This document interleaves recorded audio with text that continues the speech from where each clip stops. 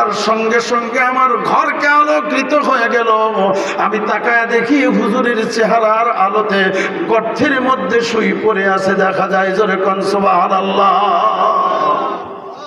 তিনি হচ্ছে মুহাম্মদ রাসূলুল্লাহ সাল্লাল্লাহু আলাইহি ওয়াসাল্লাম। আমার ভাইয়ের, আমার বাপজিরা, 12টা মতান্তরে একটাই চলে গেছে আবু জাহেলের বাড়িতে। আস্তে করে ডাক দিছে চাচাজি। সঙ্গে সঙ্গে দরজা খুলে গেছে। মুহাম্মদ রাসূলুল্লাহ সাল্লাল্লাহু আলাইহি ওয়াসাল্লাম জিজ্ঞাসা করেন, চাচা আমি যে আসছি, আমি যে মুহাম্মদ সাল্লাল্লাহু আলাইহি ওয়াসাল্লাম আপনার দরজার বাইরে আসছি, আপনি বুঝলেন কেমনে? একটাকেই দিয়ে আপনি বুঝতে পারলেন? আল্লাহর রসুলের এই কথার প্রশ্নের উত্তরে হযরত মুহাম্মদ সাল্লাল্লাহু আলাইহি ওয়াসাল্লামের চাচা আবু জাহেল বলে, বাতিজা তোমার কালেমা পড়ি নাই, কিন্তু তোমারে ভালোবাসি, তোমারে ভালোবাসি। ভাইরা আমার, বাপজিরা আমার, আবু জাহেল দরজা খুলে দিল। মুহাম্মদ সাল্লাল্লাহু আলাইহি ওয়াসাল্লাম ভিতরে ঢুকলেন। ঢোকার পরে আবু জাহেল ঘুরে ঘুরে এ রুম এই রুম সেই রুম দেখাইতেছে।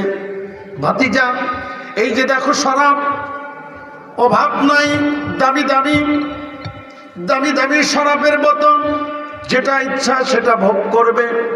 আর এক রুমে নিয়ে গেলেন, দেখাইলেন দেখো আরবের সুন্দর সুন্দর নারী সাজিয়ে রেখেছি, যেটা ইচ্ছা সেটাকেই ভোগ করবে। জোরে কান নাউযুবিল্লাহ। আল্লাহর রাসূল সাল্লাল্লাহু আলাইহি ওয়াসাল্লাম তাকায়া তাকায়া চোখের পানি ছেড়ে ছেড়ে বলে, চাচাজি আমি আরবের নারীদেরকে ভোগ করার জন্য আমি নবী আসি নাই, আমি কিন্তু আখির জামানার পয়গম্বর। ওগো চাচা, আমি শরাব পান করার জন্য আসি নাই, আমি নবী সুখের জন্য আসি নাই, আমি নবী সুখের বিছনায় শোয়ার জন্য আসি নাই, সুন্দর নারী ভোগ করার জন্য আসি নাই, আরাম আয়েশের জন্য আসি নাই।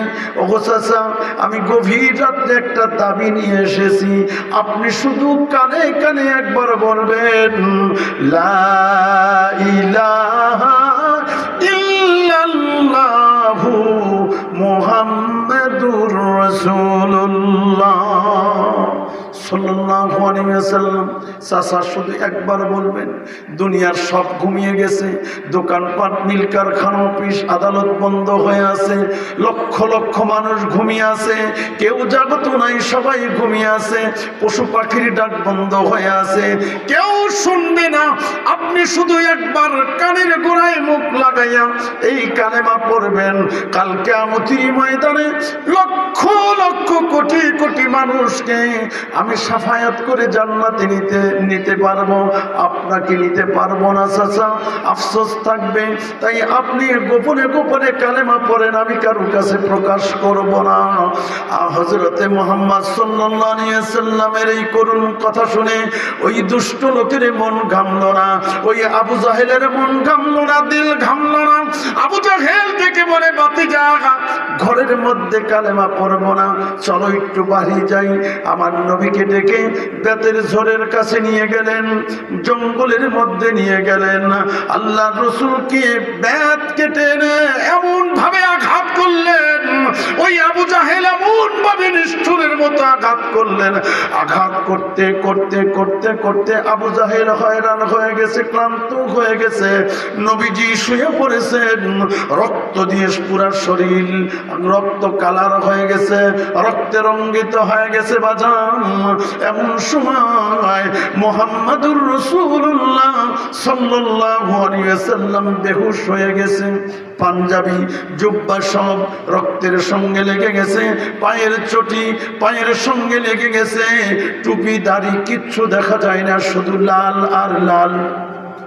বাজানে আমার, আবু জাহেল এই দুষ্ট মানুষটা আমার নবীর পবিত্র শরীরের উপরে আঘাত করে পা দিয়ে লড়াইয়া দেখে নবীজি মুহাম্মদ সাল্লাল্লাহু আলাইহি ওয়াসাল্লাম আব্দুল্লাহর পোলা আছে না মরে গেছে?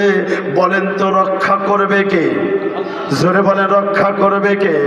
আমার ভাইরা, আমার বাপ বাপজিরা, মুহাম্মদ রাসূলুল্লাহ সাল্লাল্লাহু আলাইহি ওয়াসাল্লাম কে রক্ষা করেছেন আল্লাহ।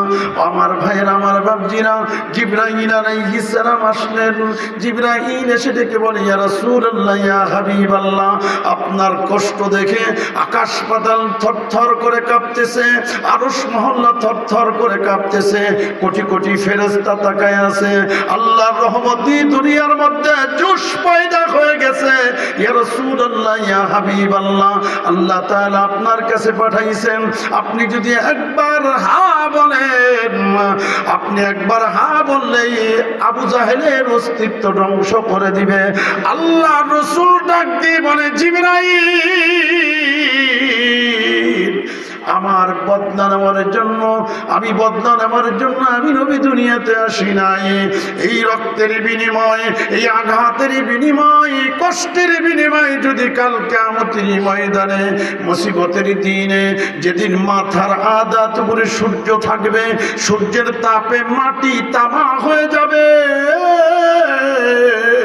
ওই কঠিন মহাশরে বেঈমান কাফের বেনামাজিদের মাথার মজক গলে গলে নাক কান দিয়া পড়তে থাকবে, জিহ্বা ঝুলতে ঝুলতে নাভির নিচে এসে যাবে।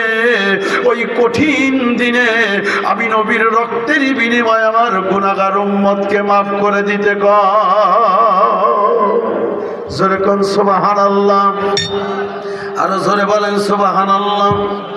আমার ভাইয়ের, আমার বাপজিরা, ইসলাম কিন্তু এই বাংলাদেশে কচুরি পানার মতো ভেসে ভেসে আসে নাই, আসছে, জোরে বলেন আসছে। কচুরি পানার মতো ভেসে ভেসে আসে নাই। মুহাম্মদ রাসূলুল্লাহ সাল্লাল্লাহু আলাইহি ওয়াসাল্লাম 63 বছর জিন্দেগিতে যত কষ্ট, যত রক্ত এই উম্মতের জন্য দিয়েছেন, কাফির মুশরিকরা যত রক্ত নিয়েছে, এই রক্তের উপরে ভেসে ভেসে, এই রক্তের উপর দিয়ে ইসলাম বাংলাদেশে এসেছে। জোরে বলেন ঠিক না ঠিক? এই ইসলামকে নিয়ে যারা তামাশা করতে চায়, এই ইসলামকে নিয়ে যারা তামাশা দেখতে চায়, তাদেরকে আল্লাহ তাআলা কখনোই ছাড় দিবে না। জোরে বলেন ঠিক না ঠিক? আমার ভাইয়েরা, আমার বাপজিরা, এই কোরআন নিয়ে, ইসলাম নিয়ে যারা খেলা করতেছে, এক শ্রেণীর লোক, তারা এই বাংলাদেশে নেমেছে ক্ষমতার জন্য, এই চেয়ারের জন্য। তারা যা ইচ্ছা তাই বলতেছে, শুধুই মাত্র উদ্দেশ্য এই চেয়ারটা। কি উদ্দেশ্য বলেন? জোরে বলেন কি উদ্দেশ্য? আমি মনে হয় আপনাদের কষ্ট দিতেছি।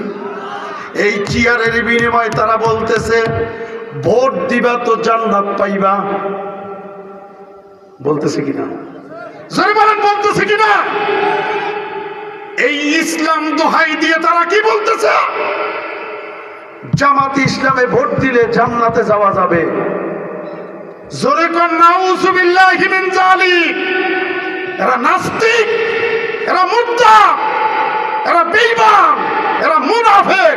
যারা কোরআনের সঙ্গে, রাসূলের সঙ্গে যারা প্রতারণা করে, তারা বেঈমান, তারা নাস্তিক। জোরে বলেন ঠিক না বেঠি? জোরে বলেন, আওয়াজ দিয়ে জোরে বলেন ঠিক না বেঠি? আমরা তাদের সঙ্গে আছি। জোরে বলেন আছি? জোরে বলেন আছি? নাই, আমরা আছি আবু বকরের দলে। আমরা কোথায় আছি? আলেম ওলামা যেখানে, আমরা আছি সেখানে। পীর বুজুর্গ যেখানে, আল্লাহওয়ালা যেখানে, শায়েখ যেখানে, আমরা আছি সেখানে। আমরা শয়তানের দলে নাই। ওরা শয়তান, শয়তানি করে এই বাংলাদেশের চেয়ার দখল করে মুসলমানদের ঈমান ধ্বংস করার পাইতারা চলতেছে। জোরে বলেন ঠিক না ঠিক? এটা কখনোই প্রশ্রয় দেওয়া যাবে না। জীবন দিয়ে হলেও এটা প্রতিবাদ, প্রতিরোধ করতে হবে। আমরা আছি না নাই? জোরে বলেন আছি না নাই? এ মুসলমানের দেশ, এ দেশ ইসলামের দেশ। এই দেশ নবী মুহাম্মদ রাসূলুল্লাহ সাল্লাল্লাহু আলাইহি ওয়াসাল্লামের রক্তের উপর দেশে দেশে ইসলাম এসেছে। ওই সমস্ত নাস্তিকদের কোন চেষ্টায় এই ইসলাম এখানে এই বাংলাদেশে প্রচার হয় না। জোরে বলেন ঠিক না বেঠি? এরা শুধু পায়তারা করতেছে চেয়ারের জন্য। জোরে কর নাউযু বিল্লাহি মিন যালিক। শুধু পায়তারা করতেছে, এমন এমন কথা তারা বলতেছে, কয়েকদিন আগে এক বক্তা বলছে কিনা, আমি নাম বলবো না, আপনারা জানেন অবশ্যই, সে বলতেছে যে নবীজির প্রথম স্ত্রী আম্মা খাদিজাতুল কুবরা রাদিয়াল্লাহু তাআলা আনহার নাম ধরে বলতেছে যে খাদিজা জীবনে একটা রোজা রাখে নাই, এক ওয়াক্ত নামাজ পড়ে নাই, জীবনে 1 টাকা দান করে নাই। যেরকম নাউজুবিল্লাহি মিন যালিক। এই শয়তানকে আমি সরকারের কাছে অনুরোধ করব, অবশ্যই অনতিবিলম্বে এই শয়তানকে আসামির কাঠগড়ায় দাঁড় করায়া ফাঁসির অর্ডার করা হোক। জোরে বলেন ঠিক না বেঠি? আল্লাহ তাআলা আমাদেরকে সঠিক পথে পরিচালনা হওয়ার তৌফিক দান করেন। সকলেই বলি আমিন, আরো জোরে বলে আমিন। আমরা আসি আলেম যেখানে আমরা সেখানে, আল্লাহ ওয়ালা যেখানে আমরা সেখানে। জোরে বলেন ঠিক না বেঠি? আল্লাহ তাআলা আজকের আলোচনা আমাদেরকে আমল করার তৌফিক দান করে। সকলে বলি আমিন, জোরে বলি আমিন। আমার কথায় আলোচনায় যদি কষ্ট পেয়ে থাকেন, ভাষায় কষ্ট পেয়ে থাকলে আমাকে ক্ষমা করবেন। আমার বাড়ি বেশি দূর না, আপনাদের এলাকার পাশেই। এই গ্রামে আমার অনেক আত্মীয় আছে, অনেক আত্মীয় আছে। এই যে আজিজ মন্ডল সাহেব, উনি আমার ফুফা, এরকম আরো আছে।